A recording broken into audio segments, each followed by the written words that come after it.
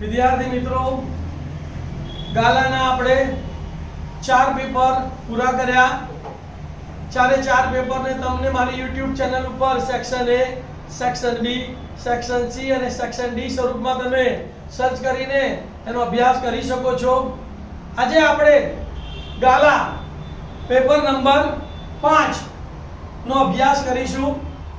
તમે લોકો હજી મારી ચેનલને સબસ્ક્રાઇબ ન કરી હોય તો આપને વિનંતી કરું છું કે મારી ચેનલને સબસ્ક્રાઇબ કરી કાઢો અને આવા અસંખ્ય વિડિયો મેળવવા માટે બેલના બટનને દબાવી દો. તો ચાલો પેપર નંબર 5 સેક્શન A શું કહે છે વાંચો. નીચેના વિધાનો ખરા છે કે ખોટા તે જણાવો. પહેલું વિધાન 32 અને 81 નો ગુસાઅ 1 છે. તો આપણને કેવી રીતે ખબર પડે કે આ સાચું છે કે ખોટું? તો તમારે 32 અને 81 નો ગુસાઅ શોધવો પડે. જો ગુસાઅ 1 આવે તો વિધાન સાચું અને ગુસાઅ 1 ના આવે તો વિધાન ખોટું. તો 32 એટલે 2 ની 5 ઘાત, તો 2 ગુણ્યા 2 ગુણ્યા 2 ગુણ્યા 2 ગુણ્યા 2, 2 દુ 4, 4 દુ 8, 8 દુ 16 દુ 32. 81 એટલે 3 નો ઘન, 3 તરી 9 તરીને 27 બરાબર. હવે બંનેમાં કોમન કઈ નીકળે છે જોઈ લો. 2 છે અહીંયા નથી કઈ કોમન નીકળતું 27 તરી 81 આપણે ભૂલી ગયા બરાબર ને. તો બંનેમાંથી કઈ કોમન નીકળતું નથી, કઈ પણ સામાન્ય નીકળતું નથી, માટે ગુસાઅ કેટલો કહેવાય? આપણને ગુસાઅ અહીંયા આપેલો જ કેટલો 1, તો માટે આપેલું વિધાન સાચું છે. ખ્યાલ આવી ગયો? નંબર 2 દ્વિઘાત બહુપદી p of x બરાબર x² + x ના વાસ્તવિક શૂન્યો 2 છે. શૂન્યોની સંખ્યા આપેલી છે તો આપણે શૂન્યોની સંખ્યા શોધવી પડે. તો આપણને ખબર છે કે દ્વિઘાત બહુપદીના શૂન્યો શોધવા માટે p of x બરાબર 0 લેતા. બધું અહીંયા તો ખરા ખોટા છે એટલે બધું લખવાની જરૂર નથી, જેટલું બને એટલી ટૂંકી રીત કરવાની. તો p of x એટલે x² + x બરાબર 0 લખાય. બંનેમાંથી કોમન શું નીકળે? x, તો મારે x * x + 1 બરાબર બંનેને 0 સાથે સરખાવી દઈએ તો x બરાબર 0 થાય અને x + 1 બરાબર 0. +1 સામે જાય તો માઈનસ એટલે સીધું x બરાબર -1. તો કેટલા શૂન્ય મળ્યા? 1 અને 1 2 શૂન્ય મળ્યા. પહેલું શૂન્ય 0, બીજું શૂન્ય -1. બે શૂન્યો મળે છે. અહીંયા પણ આપણને બે શૂન્યો કીધા તો આપેલું વિધાન સાચું છે. રાઈટ. sin² 30 - cos² 60 બરાબર 1. તો sin 30 એટલે 1/2 અને sin² છે એટલે 1/2 નો વર્ગ માઈનસ ના માઈનસ. cos 60 એટલે 1/2 અને cos² છે એટલે 1/2 નો વર્ગ. 1/2 નો વર્ગ 1/4 માઈનસ 1/2 નો વર્ગ 1/4. 1/4 માંથી 1/4 ચાલો જવાબ કેટલો આવે? 0. અહીંયા આપણને કેટલો જવાબ કીધો છે? 1. તો માટે આપેલું વિધાન કેવું છે? ખોટું. બરાબર. ચોથું cos 45 + 45 બરાબર 0. તો 45 + 45 એટલે 90. cos 90 ની વેલ્યુ કેટલી છે? 0. તો cos 90 બરાબર 0 છે ને અહીંયા પણ 0 આપ્યું છે તો માટે આપેલું વિધાન સાચું છે. સાચા વિકલ્પોનો ક્રમ અને જવાબ લખો. પાંચમો દાખલો જુઓ. જો ગુસાઅ 65 અને 170 બરાબર 65 m - 170 હોય તો m બરાબર ખાલી જગ્યા 4 વિકલ્પો આપેલા છે 2, 4, 2, 1 અને 3. તો શું કરવાનું તમારે? 65 અને 170 નો ગુસાઅ શોધવાનો. જે ગુસાઅ આવે એને કોની સાથે સરખાવવાના? 65m - 170 સાથે અને એમને સૂત્ર કરતા બનાવો એટલે તમને જવાબ મળી જાય. તો 65 ના અવયવ પાડે 13 × 5 અને 170 ના અવયવ 13 × 9 100. બંનેમાં કોમન કેટલા છે? તો માટે ગુસાઅ કેટલો આવ્યો? તો માટે 65m - 170 બરાબર 13 લખાય. અને સૂત્ર કરતા બનાવીશું m ને. -170 સામે જાય તો અને 65 ગુણાકારમાં સામે જાય તો લખાઈશું m બરાબર 13 + 170 ભાગ્યા 65. 7 ને 3 10 ની શૂન્યમાંથી પડી 1, 1 ને 2, 2 ને 1 3, 1 ના 1 તો બંનેનો સરવાળો કેટલો આવ્યો? 130. 130 ભાગ્યા 2 તો 65 દુ 130. તો માટે m બરાબર કેટલા આયા? 2. m બરાબર 2 કેમાં છે? b માં છે. તો જવાબ શું લખવાનો? B2. ખ્યાલ આવી ગયો?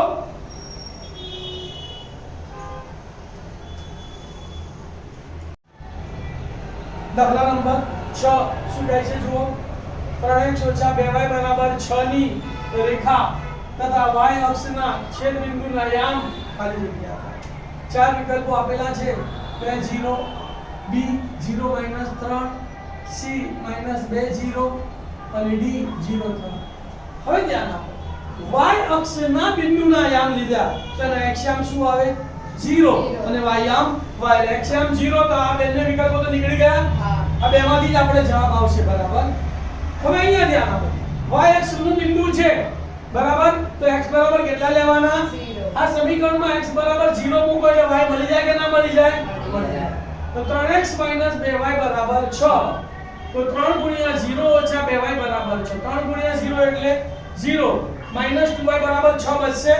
માઈનસ સામે જાય તો એટલે નિશાની બદલી કાઢી તો માઈનસ ના પ્લસ થશે અને આ પ્લસ ના માઈનસ. અને બે ગુણાકારમાં સામે જાય તો મારે y બરાબર -6 ભાગ્યા 2 તો 2 તરી 6.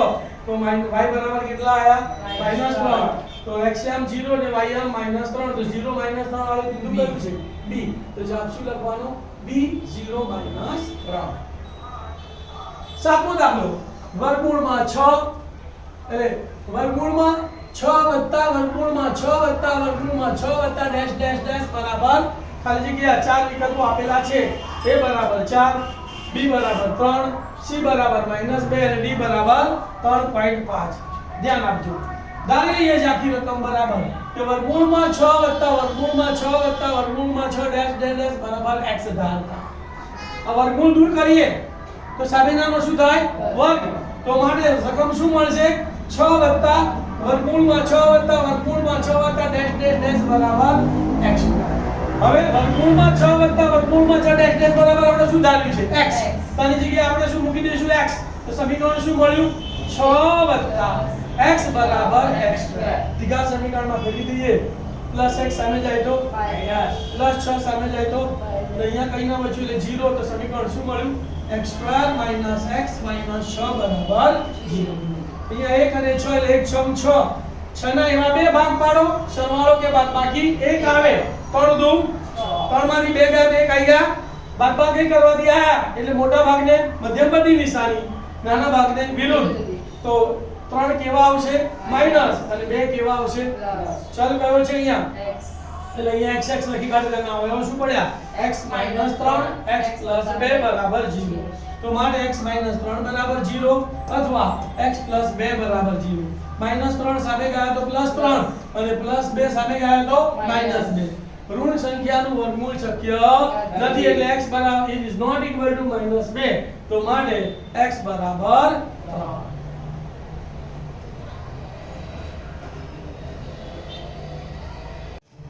ધ્યાન આપો ભાઈ.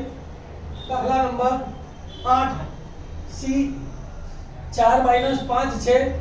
d ના યામ ખાલી જગ્યા હોય તો cd એ y અક્ષને સમાંતર. ચાર યામ આપેલા છે. 6 - 4 એ 4 6 8 4 અને 2 - 5. ધ્યાન આપો. આપણે પહેલા c ના યામ દોરીએ તો x અક્ષ છે અને આ y અક્ષ છે. x અક્ષ બરાબર 4 એટલે 1 2 3 અને 4. y અક્ષ બરાબર -5 1 2 3 4 અને -5. તો બિંદુ c અહીંયા આવ્યું. હવે y અક્ષ ને સમાંતર રેખા દોરવી હોય તો આવી રેખા આવે તો એનો x યામ હંમેશા કેવો આવવો જોઈએ? 4.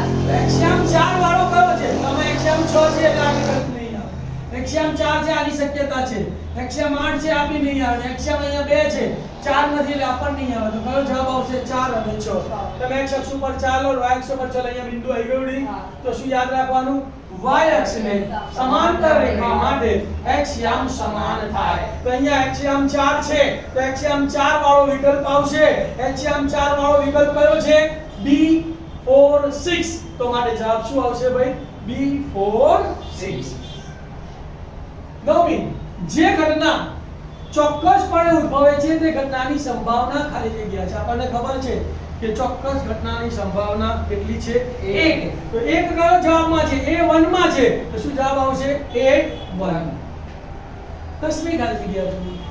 ત્રિઘાત બહુપદી p of x બરાબર ખાલી જગ્યાના શૂન્યો -3 અને 4 છે. ચાર સમીકરણો આપેલા છે. a બરાબર x² - x + 12, b x² + x + 12, c x²/2 - x/2 - 6, d 2x² + 2x - 24. આપણને ખબર છે કે જેના શૂન્યો આલ્ફા અને બીટા હોય તો દ્વિઘાત બહુપદી કઈ છે બોલો તો કે x² માઈનસ આલ્ફા વત્તા બીટા ઇન્ટુ x વત્તા આલ્ફા બીટા છે આલ્ફાની જગ્યાએ કેટલા -3 બીટાની જગ્યાએ 4 તો -3 વત્તા 4 ઇન્ટુ x વત્તા -3 ગુણ્યા 4 એટલે શું થશે p of x બરાબર x² minus -3 + 4 into x plus -3 ગુણ્યા 4 4 માંથી 3 ગયા તો 1 ગુણ્યા x એટલે x તો -x અને અહીંયા 4 તરી 12 એટલે -12 તો કયું સમીકરણ મળ્યું x² - x - 12 તો અહીંયા x એમ માઈનસ છે સંખ્યા પણ માઈનસ છે બે માઈનસ વાળો કયો વિકલ્પ છે તો આ માઈનસ અને પ્લસ છે એટલે આ વિકલ્પ નહીં આવે આ પ્લસ બંને પ્લસ છે એટલે આ વિકલ્પ પણ નહીં આવે આ પ્લસ અને માઈનસ છે બંને માઈનસ નથી એટલે આ વિકલ્પ પણ નહીં આવે અહીંયા બંને માઈનસ છે તો આ વિકલ્પ આવશે પણ અહીંયા x² છેદમાં 2 છે અહીંયા x² છે તો આપણે બંને બાજુ 2 વડે ભાગી નાખો x² છેદમાં 2 - x છેદમાં 2 12 ને 2 વડે ભાગે 2 6 12 -6 આવી ગયો જવાબ x² છેદમાં 2 -x/2 -6 ખ્યાલ આવી ગયો તો કયો જવાબ આવશે બોલો ખાલી જગ્યામાં c x²/2 - x/2 -6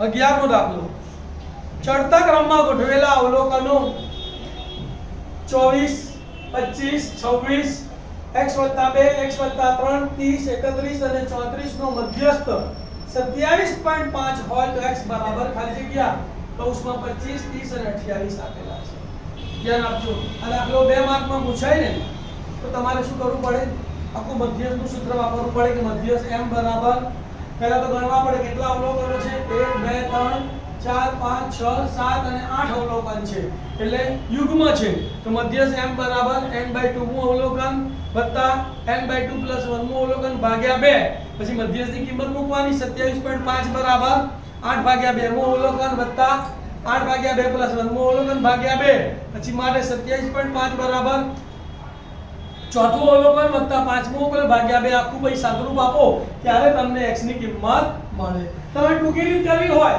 તો અહીંયા અવલોકનો ચડતા ક્રમમાં આપેલા છે તો x + 2 પહેલાનું અવલોકન કયું છે 26 અને x + 3 પહેલાનું કયું અવલોકન છે 30 તો એનો મતલબ એમ થયો કે આ x + 2 અને x + 30 કોની વચ્ચે આવે 26 કરતા મોટા આવે અને 30 કરતા નાના આવે તો x બરાબર પહેલા 25 લઈને ચેક કરીએ તો x બરાબર 25 લીધા તો 25 + 2 એટલે 27 25 + 3 એટલે 28 તો 27 28 એ 26 અને 30 ની વચ્ચે આવે છે એટલે આ વિકલ્પ સાચો લાગે છે 30 ચેક કરીએ x બરાબર 30 લે 30 + 2 એટલે 32 અને 32 આવી ગયા ભાઈ એટલે 30 કરતા મોટા થઈ ગયા એટલે આ વિકલ્પ આવશે નહીં x બરાબર 28 થઈ એટલે 28 ને 32 28 ને 31 ને 31 આવી ગયા એ 30 કરતા મોટા છે એટલે આ પણ વિકલ્પ આવશે નહીં તો કયો વિકલ્પ આવશે બોલો x બરાબર 25 આ રીતે પણ ટૂંકી રીતે તમે દાખલો આ રીતે પણ ગણી શકો છો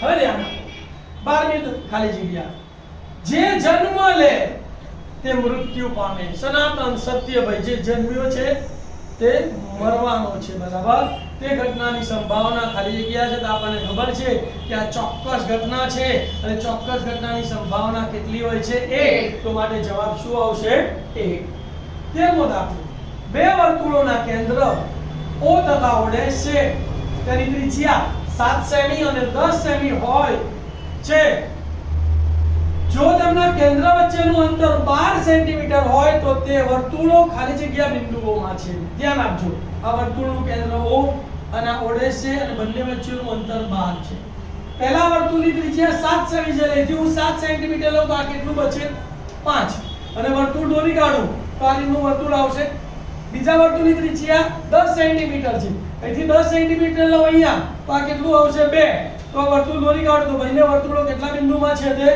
2 બિંદુઓમાં છે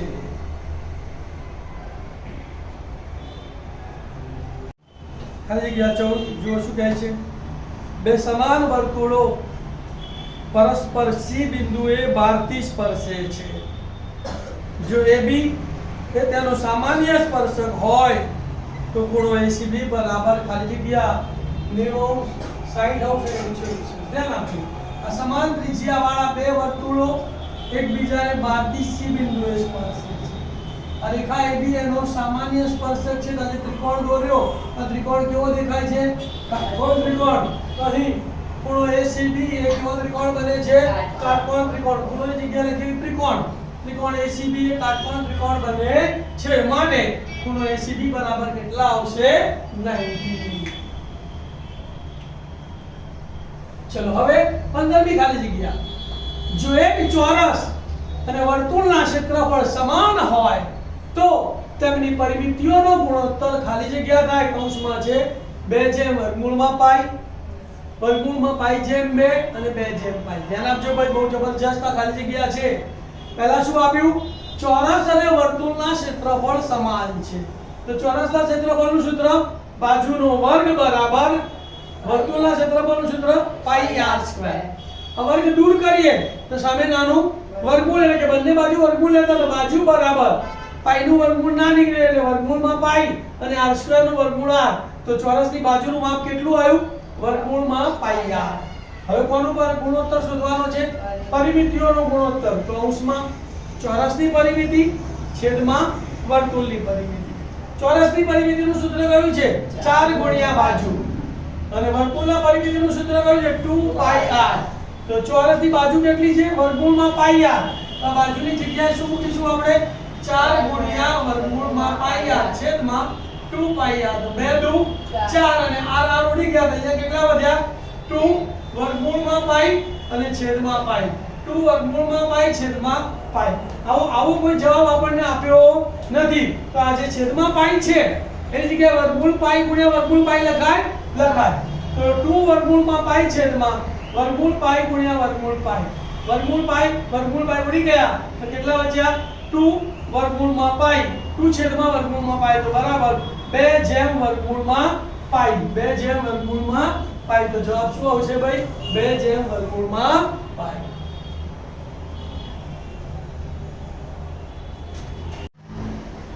સોળમી ખાલી જગ્યા. ધ્યાન આપજો, બહુ જબરજસ્ત ખાલી જગ્યા છે. 16મી ખાલી જગ્યા બહુ જબરજસ્ત ખાલી જગ્યા છે. જો વર્તુળની ત્રિજ્યાના માપમાં 10% ઘટાડો કરવામાં આવે તો તેના ક્ષેત્રફળમાં ખાલી જગ્યાનો ટકાનો ઘટાડો થાય. કૌંસમાં વિકલ્પ છે 10, 21 અને 19.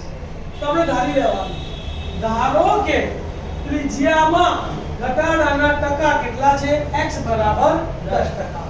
તો વર્તુળના ક્ષેત્રફળમાં ઘટાડાનું સૂત્ર છે 2x - x² છેદમાં 100. x ની જગ્યાએ કેટલા મૂકવાના? 10. તો 2 ગુણ્યા 10 ઓછા 10 ગુણ્યા 10 છેદમાં 100. 2 ગુણ્યા 10 એટલે 20 ઓછા 0 એટલે 1. 20 ઓછા 1 બરાબર કેટલા ટકા આવશે? 19%. આવું વધારાનું પૂછાય તો અહીંયા માઈનસની જગ્યાએ પ્લસ કરી દેવાના. વધારો પૂછાય તો માઈનસ ની જગ્યાએ પ્લસ કરી દેવાના. ઘટાડો પૂછ્યો તો માઈનસ. આ સૂત્ર યાદ રાખજો. કયું સૂત્ર બોલો? વર્તુળના ક્ષેત્રફળમાં ઘટાડો બરાબર 2x - x² છેદમાં 100%. જ્યાં x શું છે? ઘટાડાના ટકા છે. શું છે? x એ ઘટાડાના ટકા. વિદ્યાર્થી મિત્રો, અહીંયા આપણું પેપર 5 નો સેક્શન A પૂરો થાય છે. ખૂબ જ ઇન્ટેલિજન્ટ દાખલા સેક્શન A પેપર 5 માં આપેલા છે.